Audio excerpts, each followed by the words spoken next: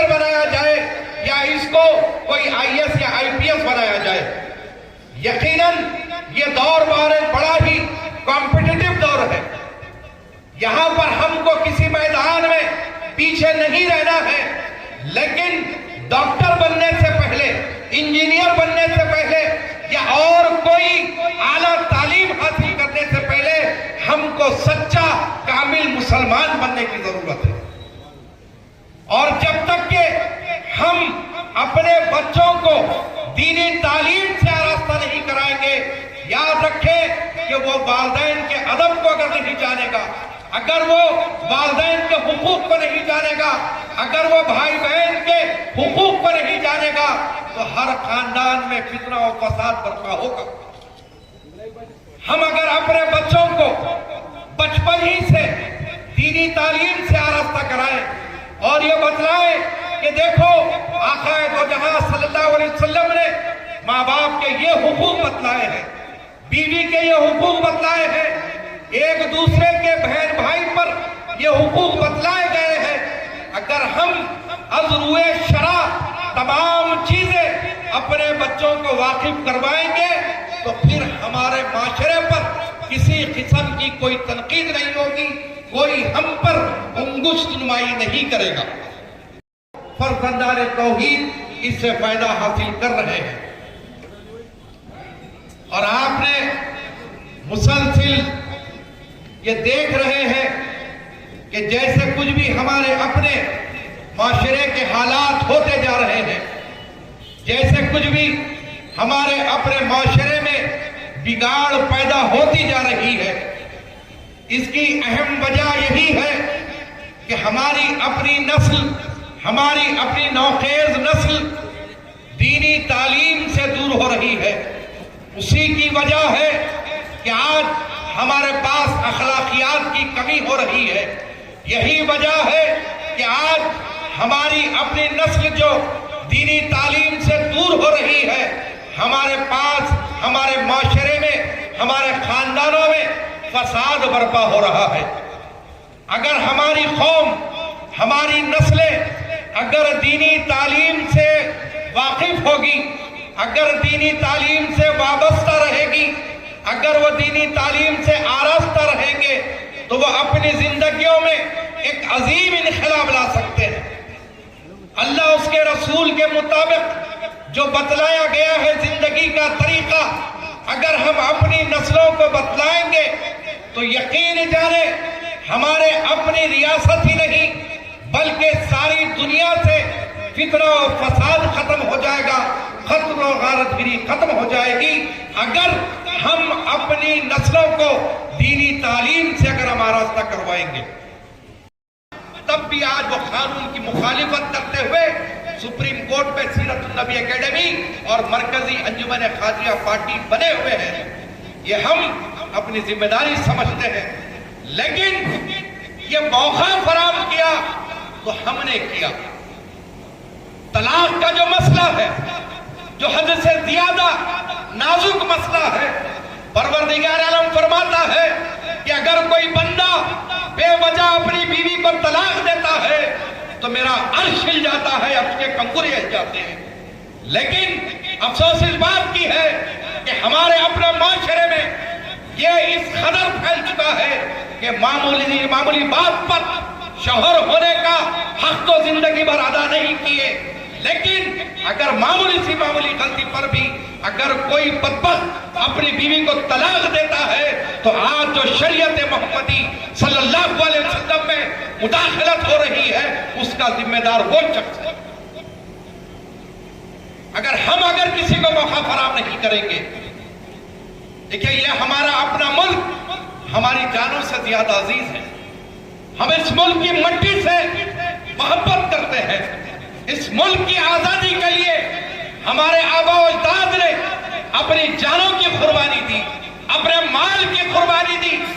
ہر طریقے سے ہم اس ملک کے آزادی کی جد و جہد میں شامل رہے. ہم کوئی سیکنڈ کیٹیگری کے شہری نہیں ہیں. یہ ملک پر ہمارا اتنا ہی حق ہے جتنا اور قوموں کا حق ہے. لیکن کیا بات ہے کہ آج مسلمانوں کو جگہ جگہ جگہ ٹارگٹ کیا جاتا ہے، کبھی ہم کو آتنکواد کے نام سے یاد کیا جاتا ہے تو کبھی ہمارے مذہب کو ٹیررزم سے جوڑنے کی کوشش کی جاتی ہے۔ حالیہ دنوں میں آپ نے دیکھا کہ کچھ مدارس کے لڑکوں کو پکڑا گیا، اور یہ جو نیشنل میڈیا ہے جو آئے دن مسلمان اور اسلام کے خلاف میں اپنا پرچار کرتے رہتا ہے، مسلمانوں کے خلاف میں زہر اگلتے رہتا ہے، آپ نے دیکھا ہوگا، آپ کی نگاہوں سے گزرا ہوگا کہ دینی مدارس کو آتنکواد کے نام سے پکارا گیا۔ تو یہ موقع کس نے فراہم کیا؟ لیکن ہم حکومت وقت سے اس بات کا پرزور مطالبہ کرتے ہیں کہ ہمارا اپنا ماننا ہے کہ دہشت گردی کا کوئی مذہب نہیں ہوتا، چاہے وہ ٹوپی داڑھی پہن کر کرے، چاہے وہ بال کھلے رکھ کر گیروا رنگ پہن کر کرے۔ ایسی کوئی مثال ہندوستان میں بتا دے کہ کوئی سچا مومن مسلمان کوئی آتنکوادی گتیویدھیوں میں لپت رہا، کوئی صوفی آتنکوادی گتیویدھیوں میں لپت رہا؟ ارے ہم تو داعش کو، آئیسس کو لعنت بھیجتے ہیں، کیونکہ وہ لوگوں کا جو عمل ہے، وہ لوگوں کی جو دہشت گردی ہے، وہ اسلام کے طریقے کے خلاف ہے، اسلام کو بدنام کر رہے ہیں۔ جو ہمارے ابھیان کے ہاتھ لگے ہیں، اس میں کسی نہ کسی طرح جانے انجانے میں ہمارا بھی کچھ ہاتھ ہے۔ تو وہ شعر یہ ہے، کراڑی میں لکڑی کا دستہ نہ ہوتا، کراڑی میں لکڑی کا دستہ نہ ہوتا تو لکڑی کے کٹنے کا رستہ نہ ہوتا۔ یہ طلاق ثلاثہ کو جو مسئلہ بنایا گیا ہے، یہ کوئی ایسا مسئلہ نہیں ہے۔ مسئلے کو اگر ہم مرد اور عورت مل کر چاہیں تو یہ مسئلہ کہیں جا ہی نہیں سکتا۔ ماننا یہ جا رہا ہے کہ جس طرح نکاح خوانی میں قاضی کو اور مولانا کو بلایا جاتا ہے، ایسا ہی اگر ازدواجی تعلقات خراب ہوتے ہیں تو یا تو قاضی سے رجوع ہو جائے یا مولانا سے رجوع ہو جائے۔ نکاح خوانی کے وقت تو انہوں یاد آئے، جھگڑے کے وقت تو انہوں بدرجہ اولا یاد آنا چاہیے۔ وہ اس وجہ سے کہ اگر ہم بیمار ہو جاتے ہیں تو ہمارے حکم ہے فَاسْأَلُوا أَهْلَ الذِّكْرِ إِن كُنتُمْ لَا تَعْلَمُونَ۔ اگر آپ کو کچھ معلوم نہیں ہے تو اس فن کے ماہر سے آپ دریافت کر لیں۔ کیا کرنا ہے؟ مزاج خراب ہو گئی، ڈاکٹر سے رجوع ہو، بائک خراب ہو گئی، میکینک سے رجوع ہو جائے، تفسیر حدیث سمجھ میں نہیں آ رہی، علماء سے رجوع ہو جائے۔ تو چھینک پر الحمدللہ کہنے کی وجہ سائنس یہ بتلا رہی ہے کہ جب آدمی کو چھینک آتی ہے تو کچھ دیر کے لیے اس کی سانس رک جاتی ہے، اور جب چھینک ہو گئی تو پھر سانس بحال ہو گئی۔ اگر وہ سانس جیسی رکی تھی ویسی ہی رہی تو پھر انسان کا خاتمہ۔ اللہ نے انعام فرمایا کہ سانس بحال کر دیا، اس نعمت کے شکر بجا اللہ کی حمد کر کے۔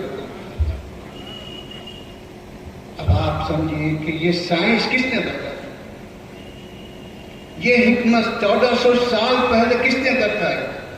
1400 سال کے بعد تم تحقیق کر کے بولیں کہ ایسا ہوا، لیکن حضور پاک علیہ السلام پہلے بتلا چکے کہ یہ ہے، بتایا نہیں کہ حکمت ہے، فرما حکم ہے تو یہ عمل کر۔ اسی طرح میرے بزرگوں اور دوستوں، آپ اگر اپنی عبادات پہ غور کریں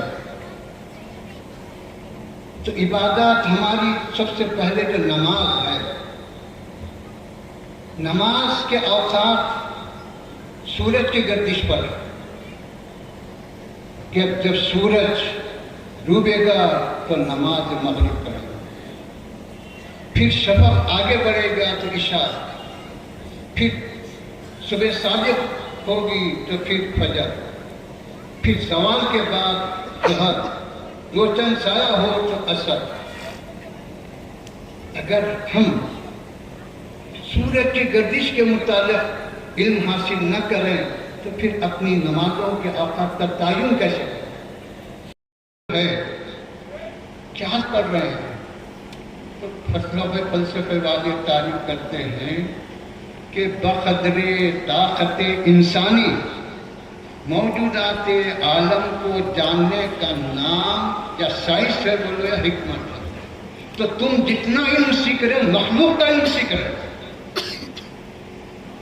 فضا کس کو کہتے ہیں، چاند کس کو کہتے ہیں، آسمان کس کو کہتے ہیں، اس کی گردش کیا ہے، ستاروں کی گردش کیا ہے، یہ سب کے سب مخلوق ہے، خالق نہیں۔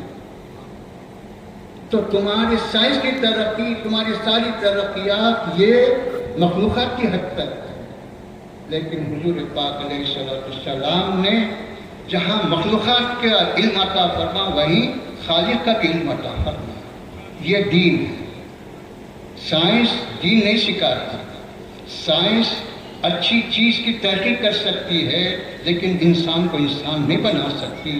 انسان کو انسان بنانا یہ دین کا کام ہے، یہ دین کی حقیقت۔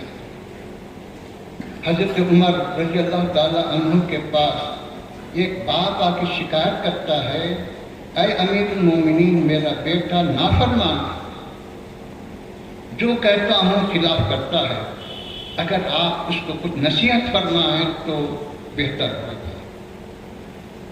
حضرت عمر نے اس بچے کو بلایا، پوچھا کہ تم باپ کی نافرمانی کیوں کرتا